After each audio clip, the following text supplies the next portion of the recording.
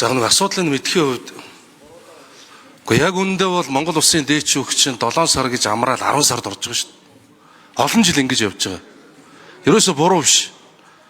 Шүүгч нар нь маш олон жил ажиллаж байгаа шүүгч болдог. Хуулиараа ажлын маш олон хоног амардаг. Тэр дунд нь 7 сард хаардаггүй. Бид нар одоо бодтой байгаа байдлаа одоо ярих л ёстой байхгүй. Улсын дээд шүүх нийт шүүгчдийн хуралдаанаа хийгээд хуулийн төсөл санал өгдөг. Дээд шүүх бол сайн санал өгдөг. Тэгэхдээ нийт шүүгчдийн хуралдаан гэдэг чинь байнга өдөр болгон болоод байнга болоод эдгүү маа. Жилийн бүтэн 3 сар амардаг аа.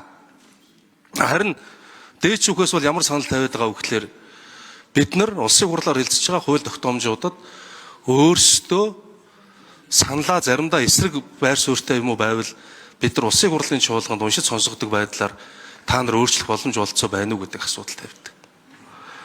Тэгээ бид бол ямар байхыг ярих нь нэг хэрэг. Би бол энэ санал дэмжигдээд сайн зураг гишүүний хэлснээр харин ч одоо байгаа харилцааг хязгаарласан шинжтэй болно гэж үзэж байна.